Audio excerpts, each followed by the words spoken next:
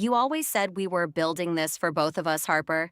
But the second that offer came in, you started making decisions without me like I was never part of it.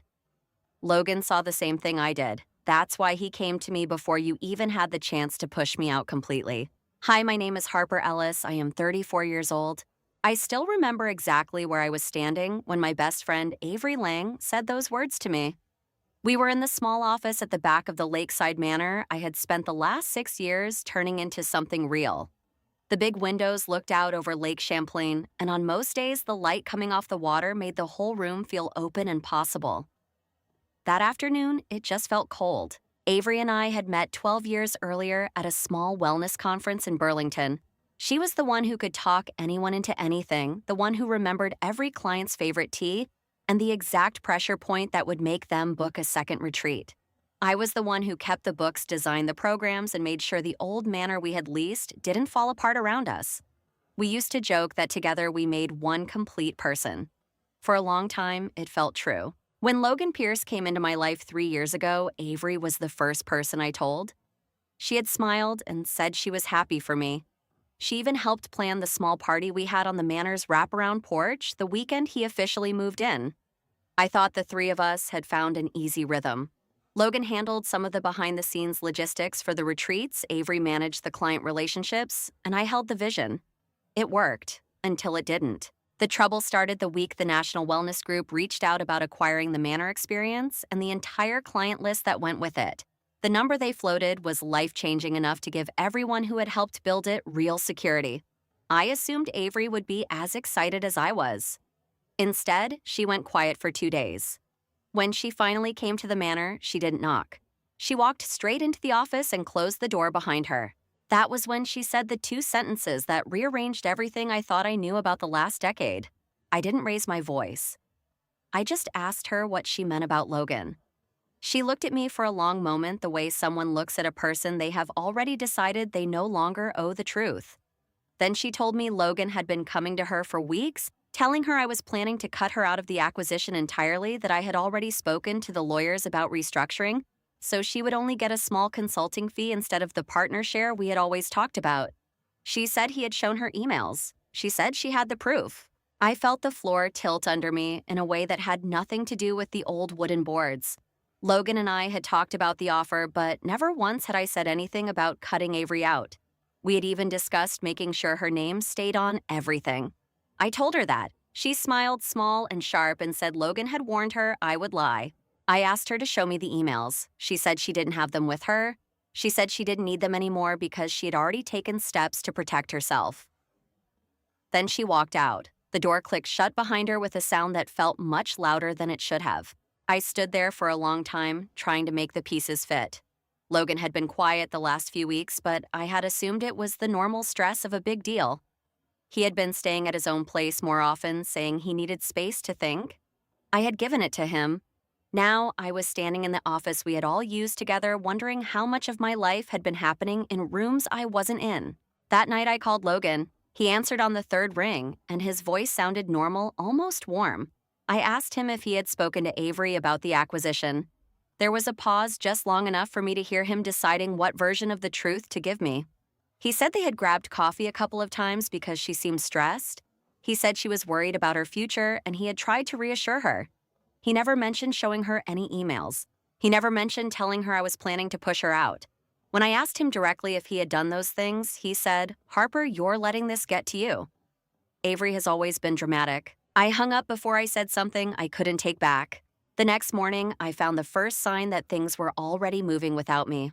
One of our oldest and most loyal corporate clients emailed to cancel their annual leadership retreat. They said they had heard the manor might be changing hands soon, and they wanted to wait and see what the new direction would be.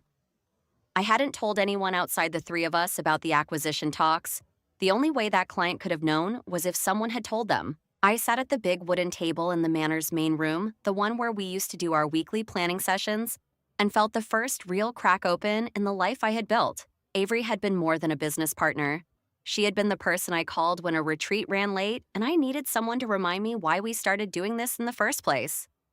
Logan had been the person I came home to. Now both of them were moving pieces on a board I couldn't see. I didn't cry. I didn't call either of them back. I opened my laptop and started making a list of every client we had booked for the next 6 months. Then I opened a second document and began writing down every conversation I could remember from the last 3 weeks. I didn't know what I was looking for yet. I just knew I wasn't going to let someone else finish telling my story for me. If you've ever sat across from the person you trusted most and realized they had already decided you were the problem, I would really like to know what you did in that first hour after they left the room. By the end of that week, the cancellations started coming in clusters. 2 more clients pulled out, both citing concerns about stability. One of them mentioned they had received an email from someone claiming to represent the manor, suggesting they might want to explore other options while things were uncertain. The email address was generic, but the language sounded exactly like Avery when she was trying to sound professional and detached. I still hadn't told my mother or my sister what was happening. Catherine and Paige lived 2 hours away and had always viewed the manor as my slightly impractical hobby. I wasn't ready to hear them say they had warned me about mixing friendship and business. Instead, I called Riley Quinn, the quiet, steady woman who had been handling our vendor relationships for the last 2 years. Riley had never been part of the inner circle, but she had never lied to me either. I asked her if she had noticed anything strange with Avery or Logan lately. She hesitated, then said Avery had asked her for a full export of the client database 2 weeks earlier, claiming I had approved it. Riley had given it to her because Avery was still listed as a partner on every form we had. When I asked if she still had the request in writing, Riley said yes. She forwarded it to me. The email was from Avery's account, and it was dated the same week the acquisition offer first arrived. That was the moment I stopped hoping this was a misunderstanding. I drove into Burlington the next day and met with Marcus Hale, an attorney a colleague had recommended. I didn't have a full plan yet. I just needed someone who could tell me what my actual options were before I did something I couldn't undo. Marcus listened without interrupting while I laid out the timeline. When I finished, he asked one question: did I still have access to every system Avery had used? I told him I did. He nodded and said the first thing we needed to do was document everything quietly. On the drive back to the manor, I kept thinking about the recording my best friend had claimed existed. She said Logan had shown her emails. I hadn't seen them. But I had started to wonder what else might exist that I hadn't seen yet. That night, while I was sitting at the kitchen table in the manor's private quarters, my phone lit up with a text from an unknown number. It contained only a single line.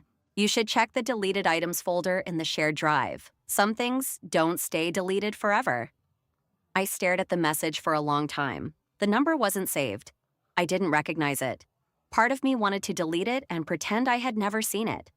Another part of me knew that if I ignored this, whatever was coming next would hit even harder. I opened the laptop. The shared drive still used the same login we had set up years ago, and I clicked through to the deleted items folder without letting myself hesitate. The first few files looked ordinary old vendor contracts and retreat schedules that had been moved and then restored. Then I found a folder labeled with yesterday's date. Inside were 3 emails that had never reached my inbox. The first was from Avery to a corporate client we had worked with for 4 years. It was written in her careful professional tone, the one she used when she wanted to sound helpful while planting doubt. She mentioned that the manor was undergoing some internal restructuring and suggested the client might want to keep their options open for the next quarter.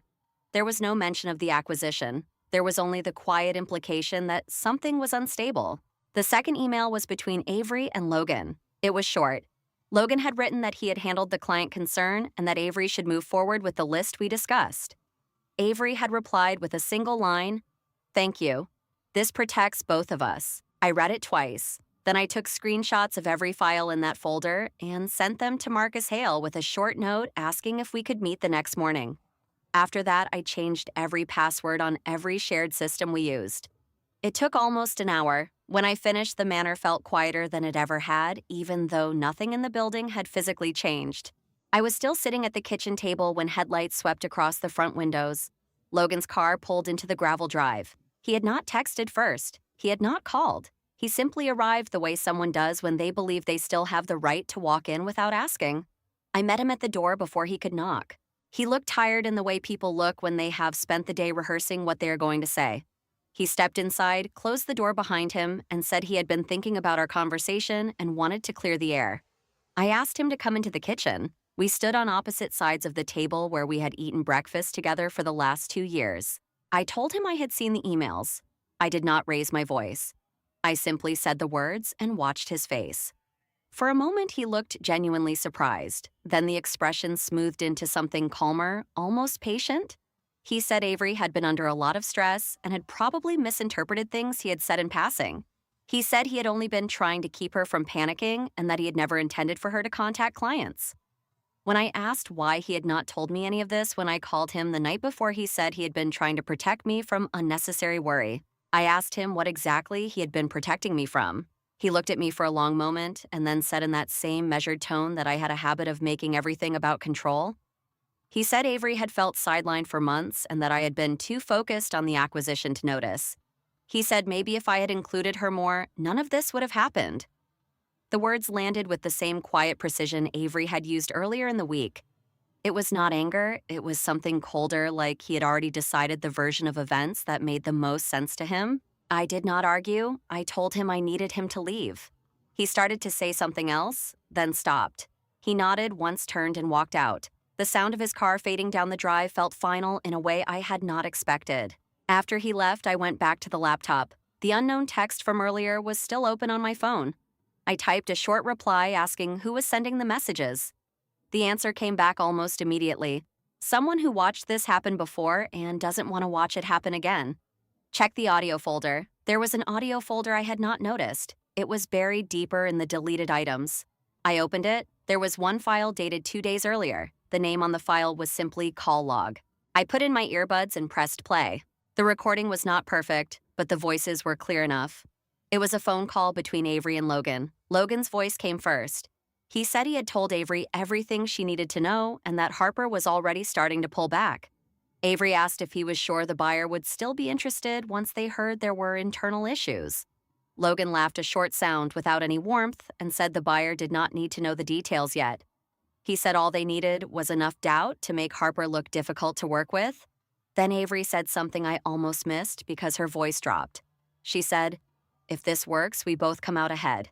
If it doesn't, at least we tried to protect what's ours." The recording ended there. I sat in the kitchen with the earbuds still in the file paused on the screen and felt the last piece of the picture slide into place. They had not just been talking about protecting themselves, they had been planning how to make me look like the problem, and they had done it while I was still trying to figure out how to keep everyone whole. My phone buzzed on the table. Avery's name appeared on the screen. She was calling. I did not answer. I let it ring until it stopped. Then I forwarded the audio file to Marcus Hale with the same short note I had sent earlier. After that, I turned off the lights in the kitchen and walked through the dark manor to the room I had been using as an office. The windows still faced the lake, but the water looked black now instead of silver. I sat down at the desk and opened a new document. I started typing everything that had happened since the acquisition offer arrived, including the exact words Avery and Logan had used. I did not know yet what I was going to do with the document. I only knew that if I stopped writing, the silence in the manor would start to feel like it belonged to someone else. The next morning, I met Marcus at his office in Burlington. He listened to the audio file without interrupting. When it finished, he asked if I wanted to pursue anything formal yet. I told him I was not ready to decide that. I said I needed to understand how far this had already spread before I chose my next step. Marcus nodded and said he would start pulling together the paperwork that would protect the business in the meantime. He also said something else quietly before I left. He said that sometimes the people who hurt you the most are the ones who believe they are only protecting themselves. I drove back to the manor with the windows down. The air off the lake was cool and clean.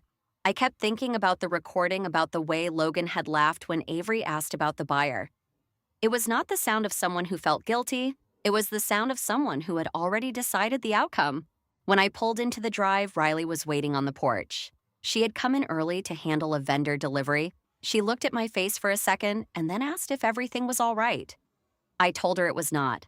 I asked her if she had heard anything from other staff or from any of the clients who had canceled. She hesitated, then said one of the part-time guides had mentioned seeing a post in a local wellness group. Someone had written that the manor was going through some leadership changes and that people might want to wait before booking anything new. The post had not named anyone.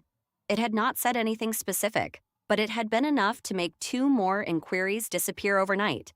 I thanked Riley and told her I would handle it. She nodded and went back inside. I stayed on the porch for a while watching the light move across the water. The manor had always felt like the one place where I could see the next step clearly. Now, every step felt like it led into a room I had not known existed. My phone buzzed again. This time, it was a text from Avery. It contained only 3 words: "We need to talk." I did not reply. Instead, I walked back into the office, opened the document I had started the night before, and added the text message at the bottom. Then I saved it and sent a copy to Marcus.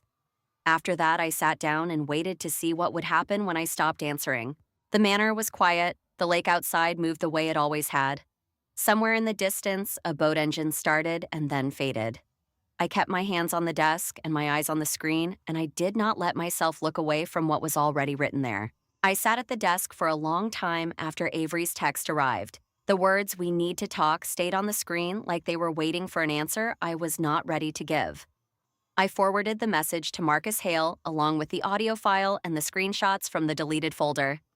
Then I turned the phone face down and walked through the manor one last time before the light changed.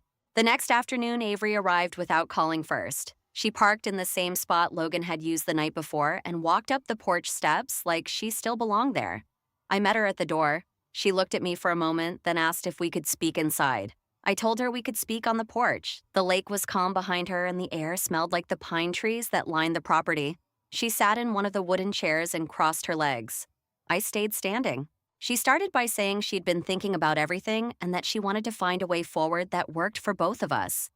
Her voice was calm, almost gentle. She said Logan had been trying to help in his own way and that sometimes people made mistakes when they felt scared. She said she was willing to put the past week behind us if I was. Then she asked if I had reconsidered the structure of the acquisition. I let the silence sit between us for a few seconds. Then I asked her if she wanted to hear something first. I took out my phone, opened the audio file, and pressed play. The recording of her and Logan filled the space between us. When it finished, Avery's face did not change much. She only blinked once slowly, like someone adjusting to a light that had suddenly become too bright. She said the recording was out of context. She said Logan had been frustrated and that she had only been listening. I told her I had also found the emails she had drafted to clients and the messages between the two of them about making me look difficult. I told her I had already sent everything to my attorney. Then I said the only conversation I was willing to have now was about how she and Logan would step away from the business cleanly. Avery's voice sharpened for the first time. She asked if I really thought I could run the manor without her. She said the clients trusted her more than they trusted me, and that if she left, half of them would follow. She said I was making a mistake I would regret once the acquisition fell through and I was left alone with the property and the bills. The words were delivered in the same measured tone she had always used when she was trying to win an argument without raising her voice. I told her the acquisition was no longer her concern. I told her that from this point forward, she would have no access to the client list, no access to the manor, and no role in any future decisions. I said the same applied to Logan. She started to speak again, but I raised my hand once. I said the boundary was already set and that anything else she needed to say could go through Marcus Hale. Then I asked her to leave. She stood up slowly. For a moment, she looked like she might try one more angle. Instead, she nodded, turned, and walked back to her car. She did not look back as she drove away. The sound of the gravel under her tires faded, and the porch felt larger than it had a few minutes earlier. That evening, I met with the representative from the National Wellness Group at a small restaurant in Burlington. Victoria Shaw was younger than I expected and direct in a way that felt honest rather than rehearsed. I told her everything that had happened in the last 10 days. I showed her the documented timeline, the emails, and the audio file. I did not ask her to take my side. I only asked her to see the full picture before she decided whether the acquisition still made sense. She listened without interrupting. When I finished, she asked one question: did I still want to move forward with the sale if it meant rebuilding parts of the business without the people who had helped start it? I told her yes. I said the manor and the work it represented were worth protecting, even if the original circle had broken. She nodded and said the group was still interested. She said they valued transparency more than perfection. We signed a preliminary agreement that protected the core of what I had built and gave me the time I needed to restructure the rest. In the weeks that followed, the local wellness community stayed mostly quiet, but a few people I had considered friends stopped reaching out. Brooke Tanner, who had helped with early retreats when we were still figuring everything out, sent a short message saying she hoped I was doing all right. but that she needed to step back for now. Another colleague I had known for years simply did not reply to my email about an upcoming event. The silence where their voices used to be was its own kind of loss. I did not chase any of them. I added their names to the same document where I had written everything else and closed the file. Tessa Morgan reached out once more after the preliminary agreement was signed. She told me she had worked with Avery years earlier at another retreat center and had watched a similar pattern unfold. She said she had sent the first text in the files because she did not want to see it happen again to someone who was actually trying to do the work with integrity. I thanked her. I asked if she wanted anything in return. She said no. She said she had already gotten what she needed by watching someone choose the truth over the comfort of old alliances. Logan tried to call twice in the first month. I did not answer. After the second call, he sent a single text saying he hoped we could talk when things settled. I deleted the message without replying. The boundary I had set on the porch that afternoon was not something I planned to soften for the sake of old habits. By the time the final papers were signed, the manor felt different in small, quiet ways.